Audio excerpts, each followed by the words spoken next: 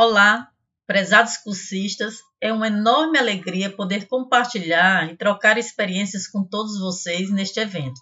Eu queria agradecer enormemente às professoras Penha e também Maria Cardoso pelo convite para participar do Fórum Temático Semana Zero do Polo Digital Uninta. Inicialmente, eu gostaria de me apresentar. Eu sou a professora Eric Zednick, eu sou pedagoga e também doutora em informática na educação.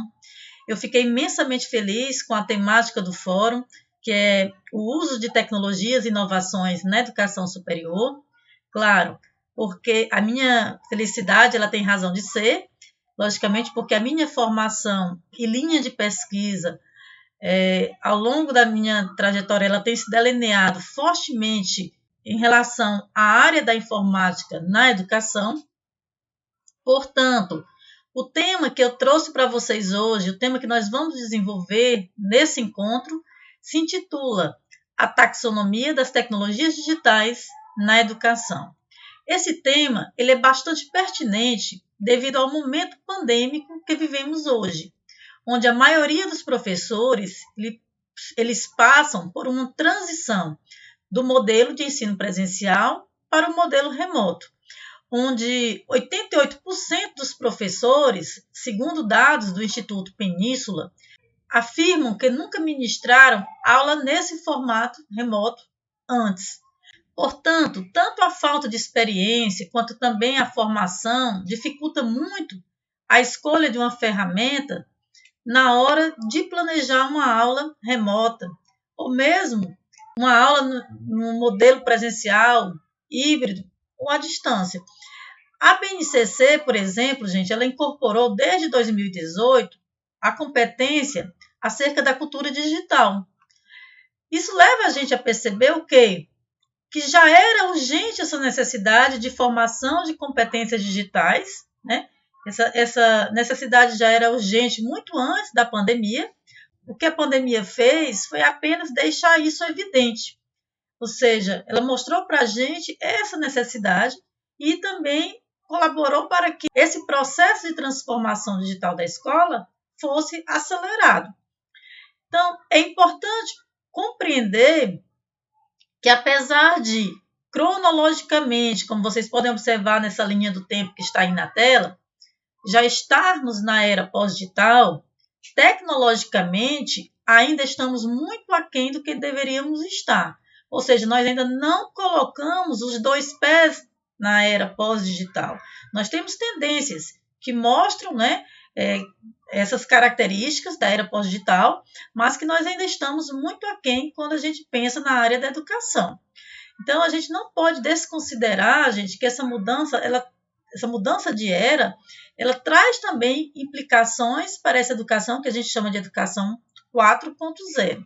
Então, em razão das características peculiares que cada período evidencia em relação ao domínio da tecnologia e também ao desenvolvimento da internet, as eras tecnológicas elas estão classificadas em 3 momentos factuais que utilizamos para uma melhor compreensão das transições, que são eles: a era pré-digital, que é também chamada de analógica, a era digital e a pós-digital. Observando essa linha do tempo que apresenta as eras tecnológicas, percebemos que as bases da era digital elas iniciaram na década de 1940, quando nós tivemos o surgimento do software e criação de linguagem de computação. Porém, foi apenas em 1989, com o início da World Wide Web, a WWW, popularmente também conhecida como web, é que finalmente a era digital ela se fortaleceu por meio da democratização do acesso à informação, porque a internet ela se tornou de natureza pública, ela ficou mais doméstica, ela ficou mais acessível à maioria das pessoas. Então, a primeira geração da web, ela realmente se consolidou na década de 90 e foi chamada por Berners-Lee de Web 1.0. A Web 1.0, ela iniciou como um espaço de informação, onde as empresas transmitiam suas informações, seus conteúdos aos clientes, onde forneciam interações de usuários limitadas. Basicamente, apenas elas permitiam pesquisar as informações e lê-las, né? Definindo o usuário como um consumidor de conteúdos. Então, esse período da Web 1.0, nós éramos mais receptores, né, de informação, nós consumíamos mais conteúdos. Poucas pessoas conseguiam criar conteúdos. E aí vem o surgimento da segunda geração web, que foi definida como Web 2.0, a partir de 2000, também chamada de web social. O usuário, nesse período, ele deixa de ser apenas um consumidor e passa a ser também um produtor de conteúdo, um autor de conteúdo. Então, ou seja, as palavras autoria e também coautoria são as que melhor podem definir essa geração web. As tecnologias da Web 2.0, elas permitem, por exemplo, montar e gerenciar grandes multidões globais com interesses comuns nas interações sociais. É nesse período, por exemplo, que surgem as redes sociais, né? As pessoas começam a interagir e formar grupos de interesse com pessoas do mundo inteiro. Então, as principais características dessa Web 2.0 são justamente o quê? A interação, a participação, a produção, né, a autoria, a pesquisa, o conteúdo gerado pelos usuários, escrita colaborativa, compartilhamento, dinamicidade, as informações que mudam constantemente, né, são sempre atualizadas, a utilização de tags, as interfaces intuitivas. Nós temos também uma maior interação entre as pessoas, né? As redes sociais elas proporcionam isso, também a criação de comunidades virtuais. Então, tudo isso são características da Web 2.0. Mas aí surge em 2010, que nós chamamos de Web 3.0, que é também chamada de Web semântica ou Web inteligente. Esse período ele marca o início da era pós-digital, pois nessa fase não apenas as pessoas elas estão conectadas, mas também as coisas estão conectadas. A ideia é que proporcione a diminuição das tarefas e decisões humanas e a deixa a cargo das máquinas, né? Coloca as máquinas para trabalhar por nós. Essa é a grande sacada da internet das coisas, né? Então, esse período é muito marcado pela internet das coisas, onde as pessoas e as coisas estão conectadas.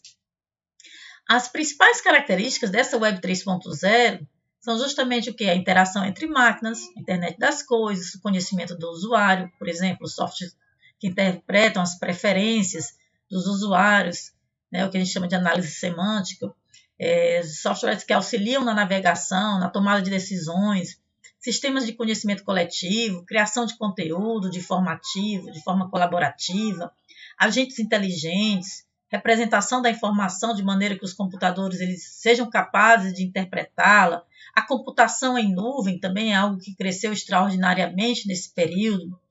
Então, nós podemos perceber que a evolução tecnológica ela foi acompanhada por uma mudança comportamental entre os usuários nas distintas eras tecnológicas, né?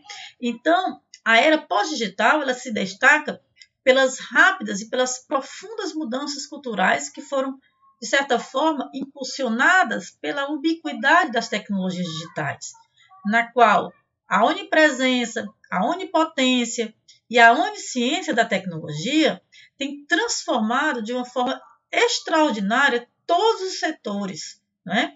Setores econômicos e sociais, inclusive a educação.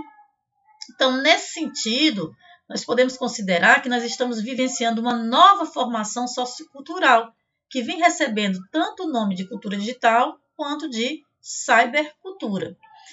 A partir de 2020, nós mergulhamos literalmente na Web 4.0, que ela vai do período de 2020 até meados de 2030. Essa web também ela é chamada de web rede móvel. Então, nesse período agora, a gente vai ver uma grande progressão, uma grande evolução da rede móvel, tá certo? Isso já vem acontecendo, mas isso vai se intensificar mais ainda.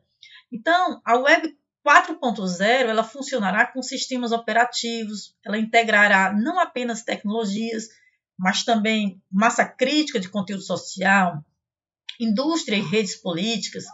A ideia é que atue como uma web de autenticação de leitura, gravação, execução, né, com interações inteligentes, com forte predominância da tecnologia móvel. A Web 4.0 também é conhecida como Web simbólica, em que mente e máquinas humanas elas podem interagir em simbiose. É preciso enfatizar que o grande impacto da ubiquidade das tecnologias digitais é possibilitar a afluência entre as pessoas para o compartilhamento de informações e a aprendizagem colaborativa e criativa.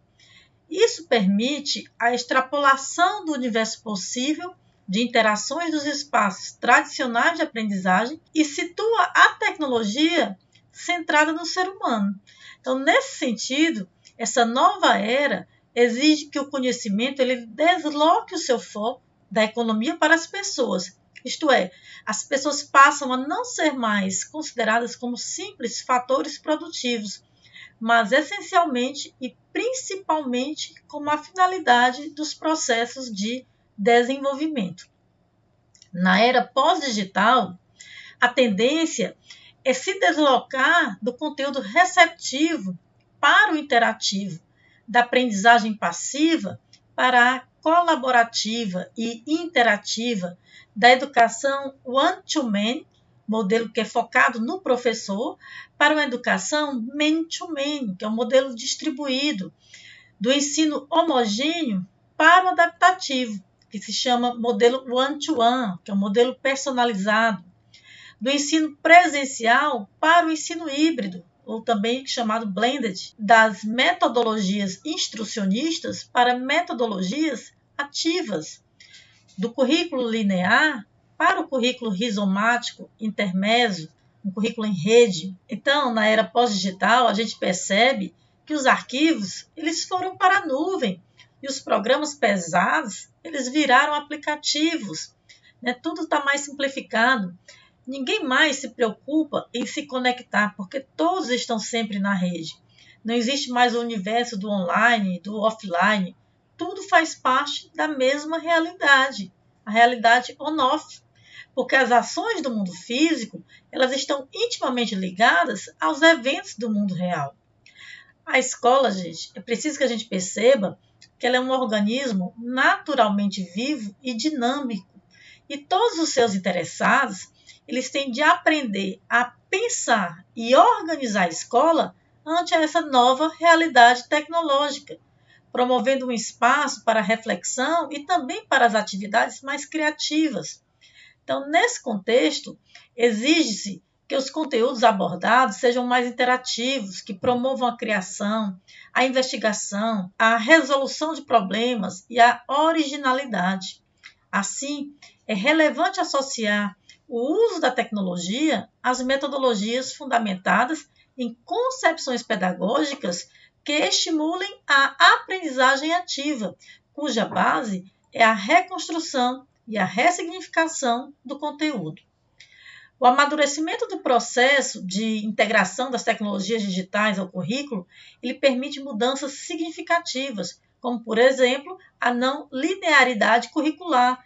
Daí a gente trazer esse termo, currículo rizomático, currículo intermédio, né, contínuo, em rede. Esse termo currículo rizomático vem de Deleuze, né?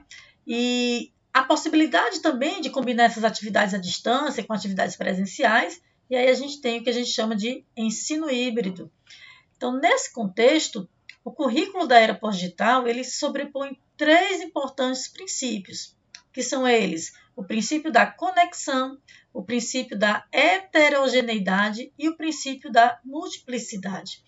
Esses princípios, eles redimensionam o currículo para além da definição de o que, como e quando estudar, que é basicamente o que o currículo da era digital faz. Então, tudo está em contato, não existem impedimentos assim significativos entre pessoas, entre assuntos, entre espaços. Qualquer ponto do rizoma pode ser conectado a qualquer outro e deve ser. A educação potencializa, só é essa a função da educação, tornar cada sujeito mais forte para agir, mais capaz de entender suas próprias vontades, mais conhecedor das relações, das essências que o rodeiam. Então, educar para a transformação e não para a conservação, pois a própria condição da multiplicidade é o movimento que tudo altera e que tudo muda. Nessa perspectiva, nessa nova era, muitas pessoas elas aprendem com outras muitas pessoas ao mesmo tempo. Isso caracteriza o que chamamos de educação man-to-man, que é um modelo distribuído.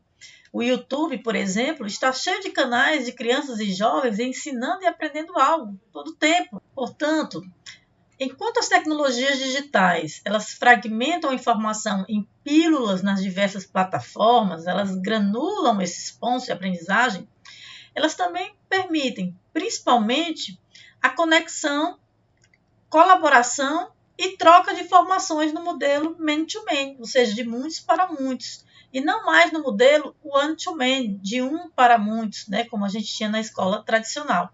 Isso gera um ambiente propício para o social learning, o qual transforma a dinâmica dos processos de aprendizagem, que anteriormente eram em sua maioria individualizados, e passam a ser em grupos colaborativos. Outra mudança que a gente percebe é com relação ao ensino.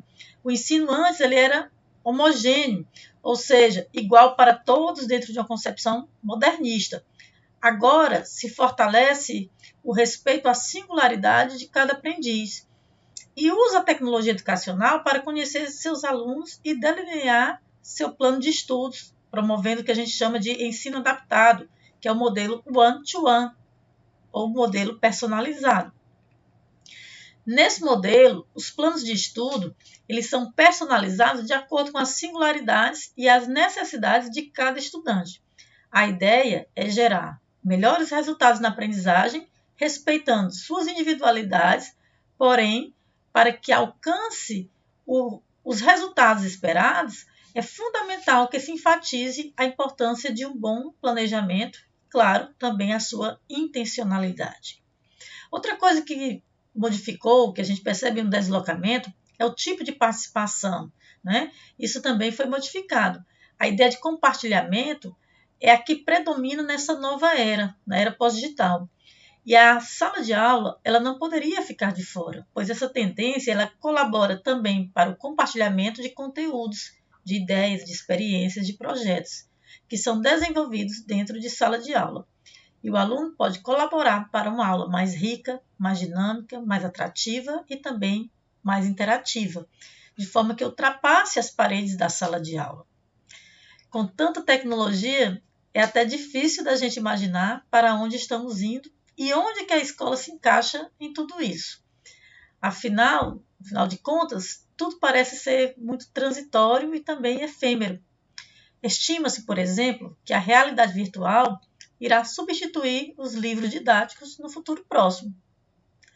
Então, nesse novo contexto, professores e gestores precisam ser o ponto de articulação para uma escola aberta e preparada para receber e promover o acesso às tecnologias digitais e utilizar todo o seu potencial em prol da aprendizagem e da criatividade. A ideia é iniciar a mudança pela sensibilização das pessoas ao uso consciente, ético, seguro e educativo das tecnologias digitais. Diante desse contexto que eu acabei de apresentar para vocês, a pergunta que fazemos é: a escola está preparada para lidar com essa avalanche informacional? As tecnologias digitais, gente, portanto, elas trazem novos desafios à educação. Isso é o que a gente tem que pensar, né? Inclusive e principalmente ao currículo, né? Nós temos agora uma mudança de foco educacional. Nós passamos da absorção do máximo possível de informação, como era na educação tradicional, para uma experiência de sobreviver em meio a tanta informação, né? Então, como consequência de tudo isso, uma das principais competências que se requer no mundo de hoje é justamente a de saber filtrar e decifrar uma informação. Em outras palavras, fazendo analogia lá com a teoria da evolução de Darwin, nós estamos vivendo o que a gente chama de processo de darwinismo digital, é o que seria uma lei de seleção digital, que é um termo muito utilizado lá na área da administração. Esse termo quer dizer o seguinte: a capacidade de se adaptar ao avanço tecnológico, ou seja, aquele que sobrevive não é o mais forte, e sim aquele que melhor se adapta a essa tecnologia vigente. Então, em decorrência desse cenário, o mundo virtual contemporâneo ele vai se expressar em 5 Vs. Que Vs são esses? Volume, variedade, velocidade, veracidade e valor. Ou seja, nós temos uma enorme quantidade de informação sendo produzida a cada segundo, nós temos uma expressiva diversidade, uma incalculável velocidade com as quais os dados são criados, né? E também a importância de produzir informações verdadeiras e que gerem valor para a sociedade. Esse cenário revela que as pessoas elas estão cada vez mais conectadas e que elas passam a aplicar a tecnologia digital em situações do cotidiano, do trabalho, da aprendizagem, do consumo, do entretenimento. Portanto, é preciso que a gente perceba que, inevitavelmente, a educação ela passará por uma mudança extraordinariamente positiva nas próximas décadas, que será quando a expansão da conectividade ela vai redimensionar as rotinas tradicionais e vai oferecer novos caminhos para o aprendizado. Então, essa projeção, ela indica que o corpo docente ele terá de se tornar muito mais familiarizado com a tecnologia disponível. E também que os professores podem usar essa tecnologia de forma ilimitada em proveito dos processos de ensino e de aprendizagem. Mas aí vem o nosso grande dilema, né? Como é que a gente vai se organizar, né, em meio a esse emaranhado de tecnologias digitais que surgem todos os dias, né? É uma verdadeira tsunami tecnológica. Todos os dias surgem novas ferramentas, novos aplicativos e fica muito difícil da gente, por exemplo, escolher uma ferramenta na hora de se planejar. É o que Marta Gabriel coloca, que nós estamos vivendo o paradoxo da escolha. Parafraseando a Marta Gabriel, ela diz o seguinte: quando as opções disponíveis de escolha aumentam, sentimos mais angustiados em vez de nos sentirmos mais livres e felizes para escolher. Então, quanto maior a quantidade de opções, maior o tempo necessário para análise. É claro, né? Dificulta muito quando a gente tem mais opções, porque a gente tem que parar e analisar o que é mais adequado. Por exemplo, se eu só tenho uma roupa para sair, eu não tenho muito o que pensar. Eu vou sair sempre com aquela mesma roupa. Mas se eu tenho 10 opções, já observo, não, essa aqui é mais adequada para determinada ocasião ou para outra ocasião, tá certo? Então, a gente perde um pouco mais de tempo analisando, né? Então, daí a importância, gente, dessa proposta taxonômica que eu trago para vocês hoje. Por quê? Porque ela vem com uma proposta de auxiliar os professores nesse processo de escolha da ferramenta que é mais adequada para o seu objetivo didático. Mas alguém pode estar se perguntando, mas o que é uma taxonomia? Taxonomia é simplesmente uma classificação, não tem nenhum mistério aí. Foi que eu fiz? Eu simplesmente organizei as tecnologias digitais que podem ser aplicadas à educação dentro de categorias, para poder favorecer na hora que eu vou planejar uma aula. Então, o objetivo da taxonomia, em resumo, seria ajudar os professores nesse processo de seleção, mediante a exploração de uma variedade de ferramentas tecnológicas disponíveis, que nós temos hoje, com um olhar voltado tanto para o projeto pedagógico quanto para a mediação. Isso indica também, gente, a gente tem que ter muita cautela também, que não é suficiente a gente saber que aplicativos, que gadgets eles existem, a gente conhecer os seus funcionamentos, mas é imprescindível também saber como essas ferramentas elas podem ser usadas de forma adequada na prática educativa, de forma que elas contribuam para minimizar os problemas de aprendizagem e também para melhorar os resultados educacionais.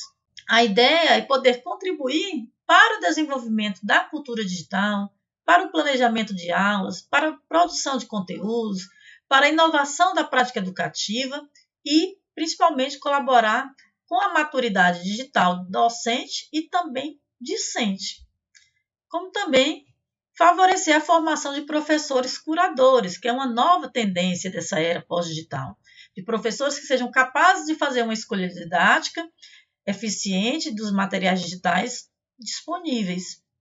Em resumo, gente, eu poderia dizer para vocês o seguinte: a finalidade da taxonomia das tecnologias digitais na educação é auxiliar os professores na organização e seleção das ferramentas que melhor atendam às necessidades de ensino previamente planejadas pelo professor.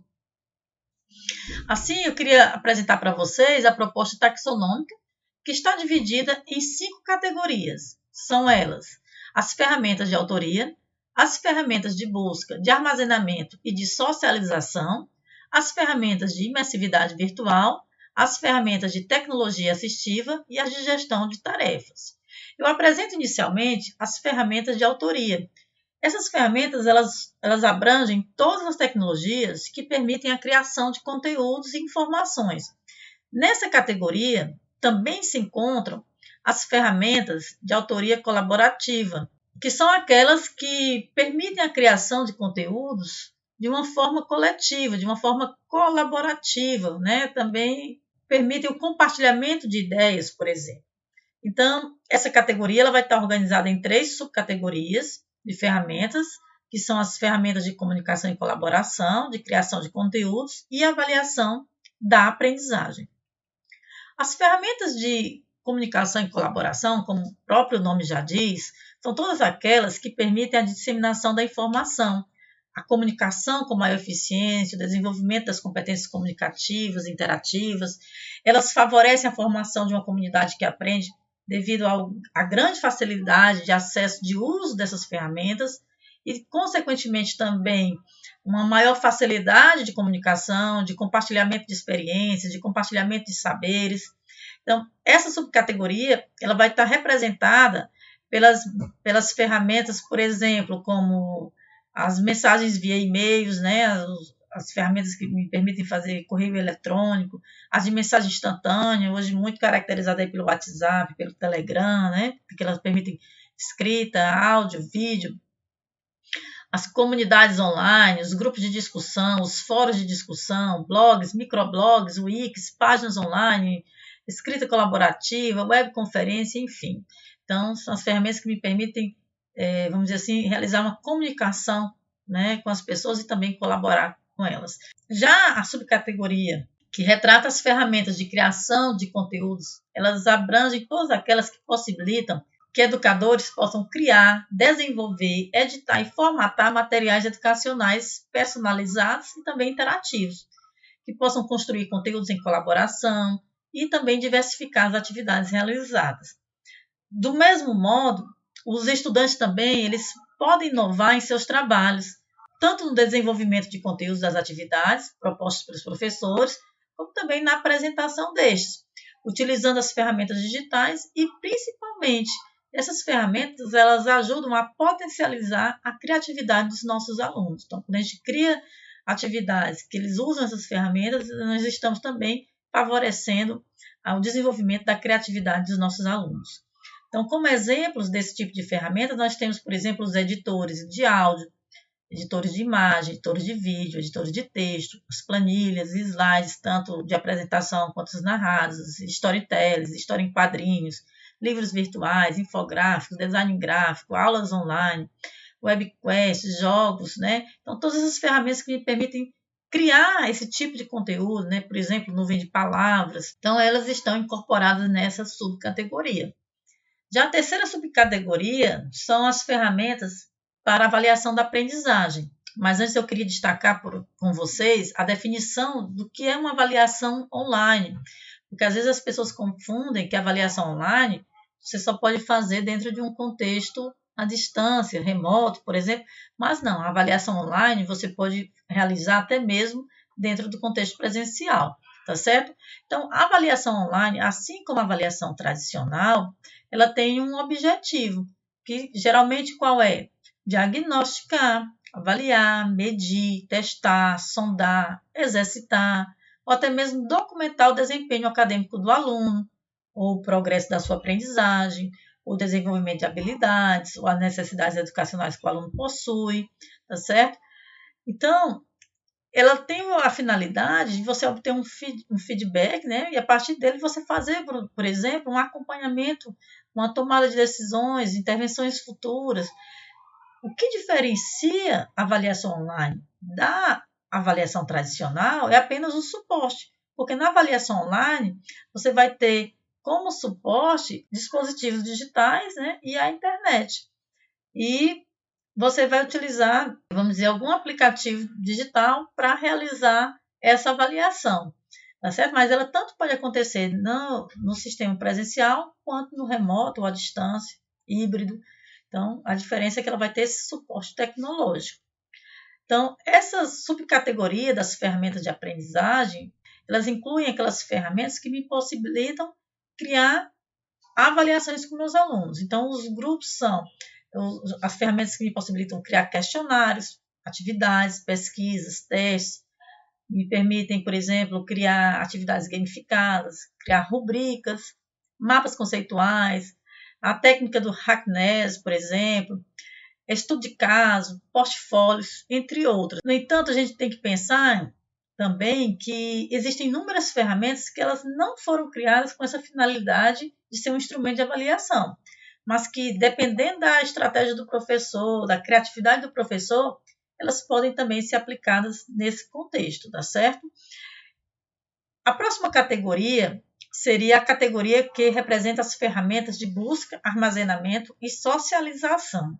Então, ela é composta por todas aquelas ferramentas que permitem encontrar, guardar, compartilhar as informações e conteúdos nos seus mais diversos formatos digitais.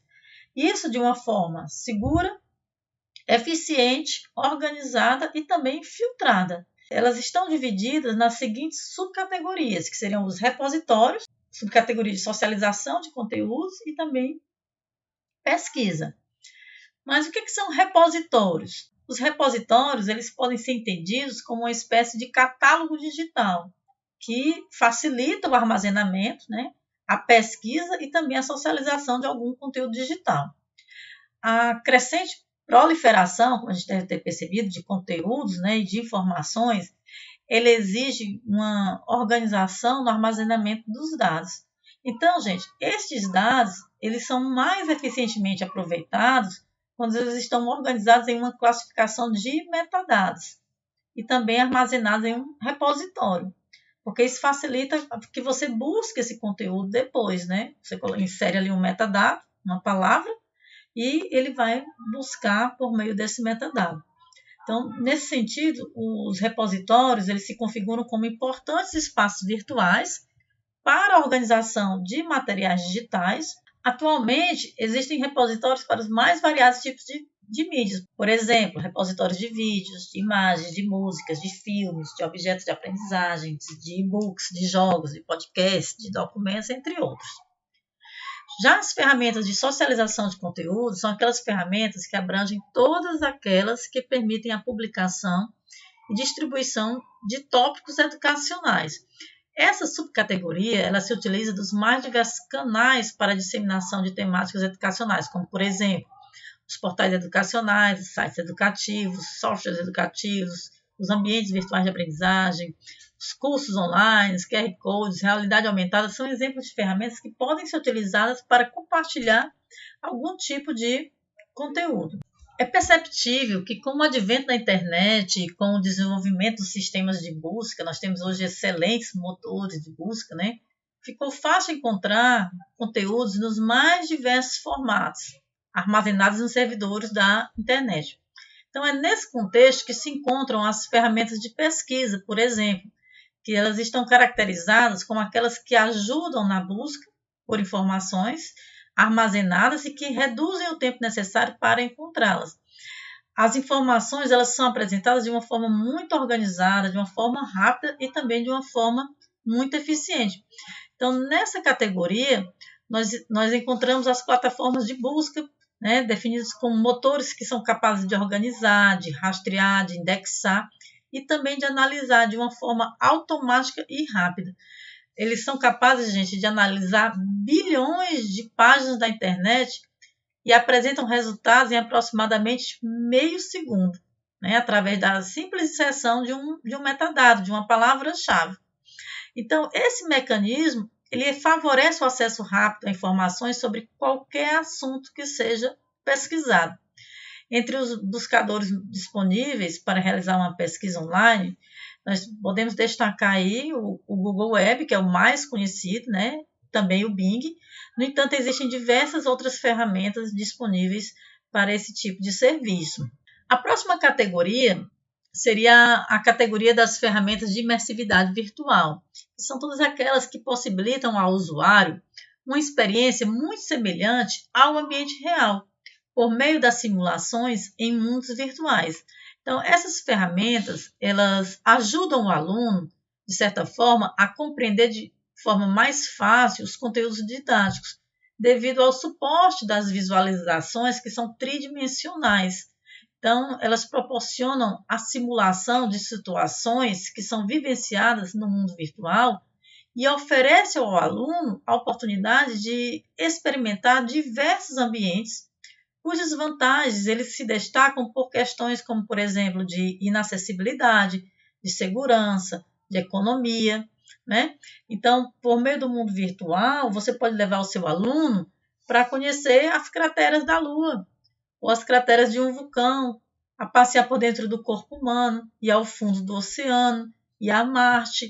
Então, são experiências que dificilmente, numa situação real, o professor conseguiria realizar com seu aluno. E de uma forma imersiva, isso é possível. Então, essa categoria ela vai estar subdividida em ferramentas de interação virtual e de representação gráfica. E se destacam pelo extraordinário poder de aumentar a motivação e o nível de envolvimento dos alunos nessas atividades. Então, elas proporcionam a exploração de novas situações de ensino e aprendizagem e favorecem uma participação mais ativa do estudante nas atividades práticas. Então, essa subcategoria, as ferramentas de interação virtual, elas estão representadas pelas redes sociais. Elas estão incluídas nessa subcategoria por compreendermos que elas possibilitam que o usuário ele recrie sua identidade social. Nelas, os usuários eles podem participar e interagir em diferentes grupos sociais, podendo ser qualquer pessoa que ele deseje ser no mundo virtual, e até mesmo ele pode ter vários perfis. Aliás, ele não precisa nem ser uma pessoa, ele pode ser um vegetal, um animal, um desenho animado, né? Então, isso, de certa forma, protege muito a identidade real do usuário. Já a subcategoria das ferramentas de representação gráfica imersiva, elas estão representadas, por exemplo, pelos avatares, pelos mundos virtuais, pelos programas de realidade virtual, os laboratórios, museus e galerias virtuais imersivas, de modo que simulam situações, vamos dizer assim, reais e proporcionam aos usuários a manipulação, por exemplo, de objetos, a sensação de compartilhar um ambiente e atividades colaborativas interativas. A quarta categoria, nós temos aí as ferramentas de tecnologias assistivas. Elas compreendem as ferramentas que favorecem a participação e o acesso de pessoas com deficiência. Elas possibilitam uma maior autonomia do sujeito, né? Elas possibilitam a aprendizagem, o acesso à aprendizagem e, principalmente, elas favorecem a inclusão digital. Essa categoria ela também tem suas subcategorias. A primeira dela seria as ferramentas para a deficiência auditiva e na fala, que essa subcategoria está composta pelos recursos digitais que vão permitir a comunicação expressiva e receptiva das pessoas com deficiência na fala e ou audição, ou com apenas limitações destas, tá certo? E ela é formada pelos seguintes grupos de ferramentas, como, por exemplo, tradutores da língua de sinais, dicionários de libras, vídeos acessíveis, transcritores de áudio para textos, jogos digitais direcionados para esse tipo de deficiência. Temos ainda as ferramentas para deficiência visual, e estas são compostas por recursos digitais que permitem a comunicação e interação das pessoas sem visão ou com limitação desta. Essa subcategoria está representada pelas ferramentas como ampliadores de tela, sintetizadores de voz, leitores de tela, né? Sistemas de reconhecimento de voz, audiolivros, software para braille musical, audiodescrição, tradutor de braille, entre outras ferramentas. Temos ainda as ferramentas para deficiência motora. Elas compreendem os recursos digitais que permitem o acesso, a comunicação e a recepção de informação das pessoas com limitações motoras. Então, elas estão representadas por sistemas de comando de voz, teclado expandido, reconhecimento dos movimentos do rosto, sistemas de acessibilidade, recursos pedagógicos digitais indicados para essa deficiência, certo? E, por último, nós vamos ter as ferramentas de tecnologia assistiva que auxiliam pessoas com transtornos. Então, essas aí integram os recursos digitais que buscam auxiliar pessoas diagnosticadas com algum tipo de transtorno, como, por exemplo, transtornos da aprendizagem, né, mais ligados à questão da matemática e linguagem, desenvolvimento destas, e do espectro do autismo, TEA. E a última categoria seria as ferramentas de gestão de tarefas.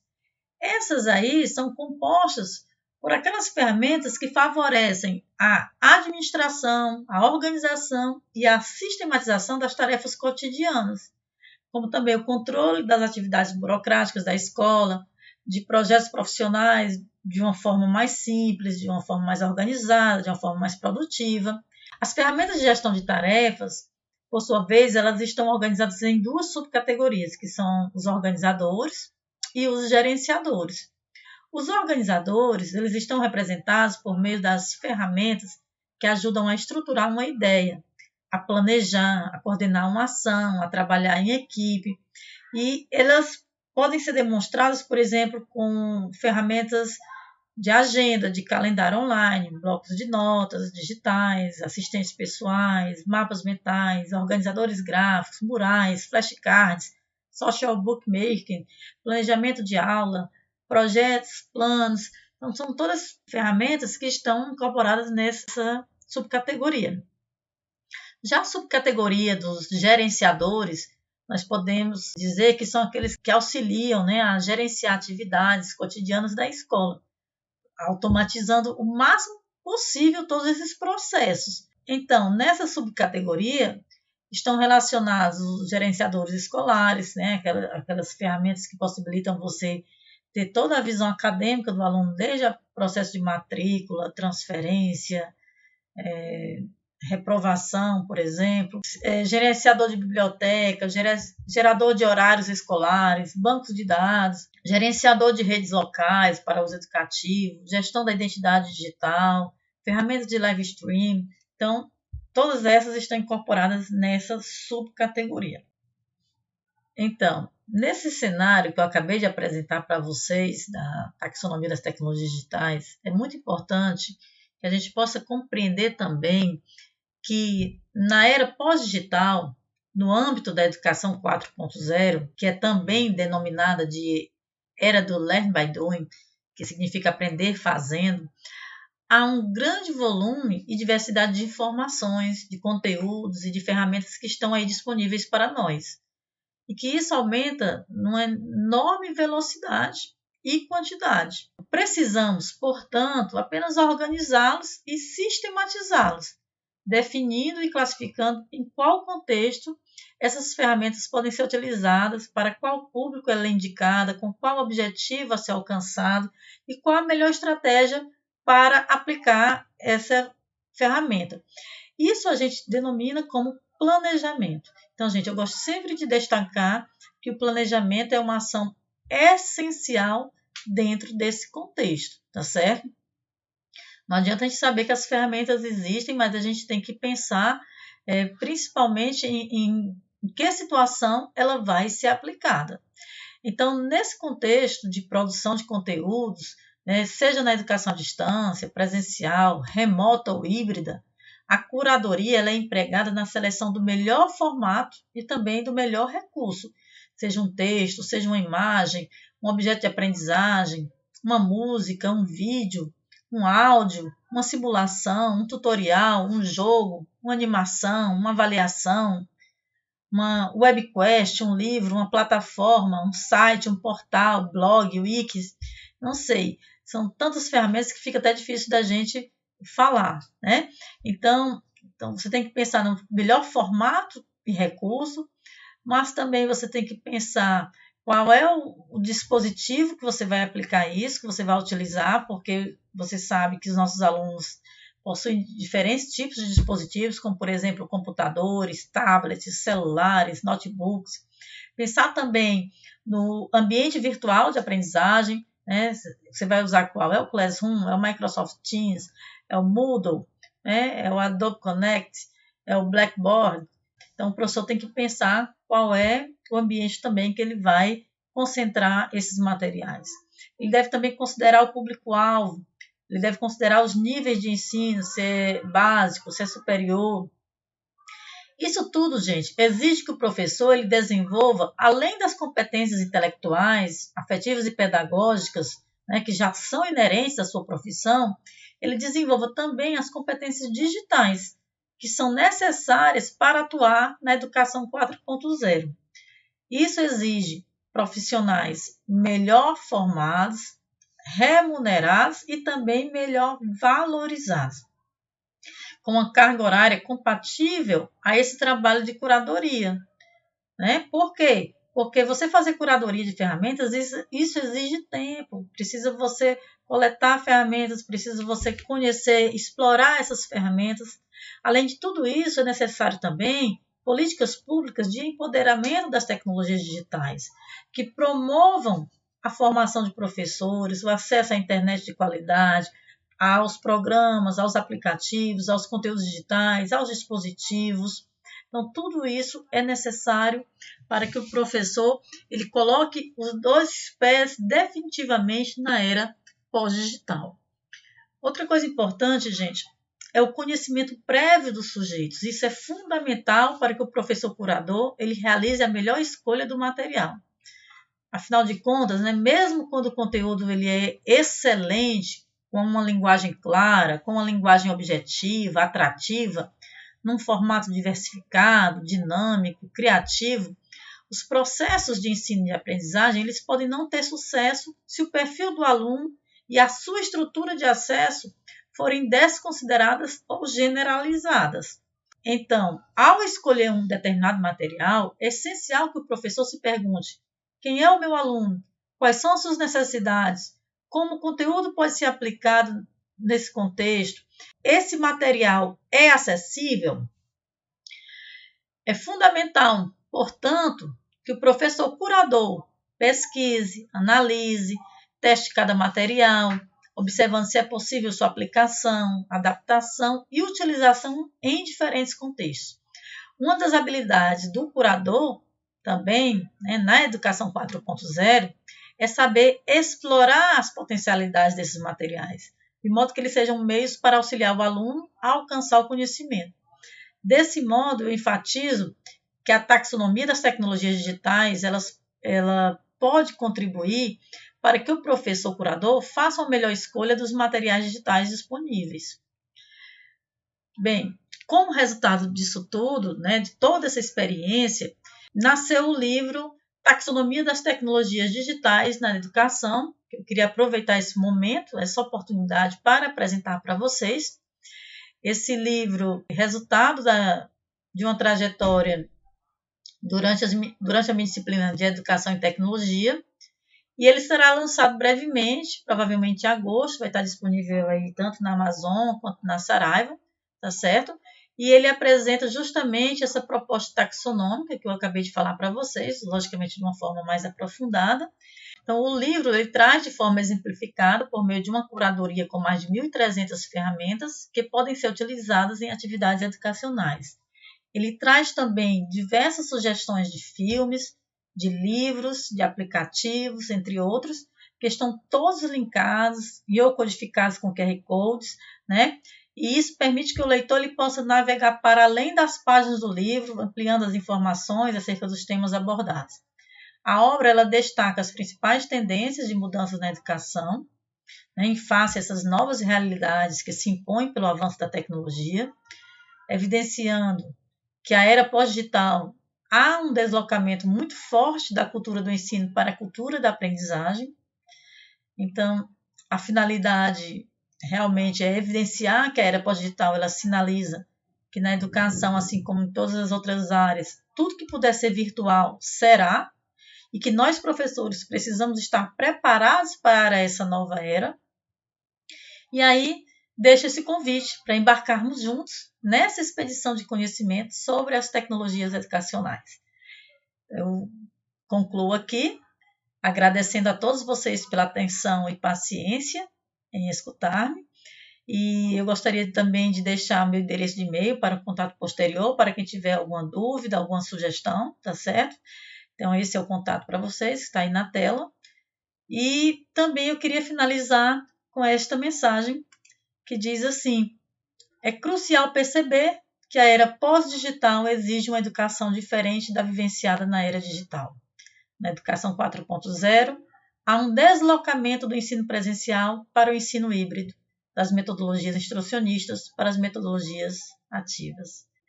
Um forte abraço a todos, fiquem em paz e até a próxima.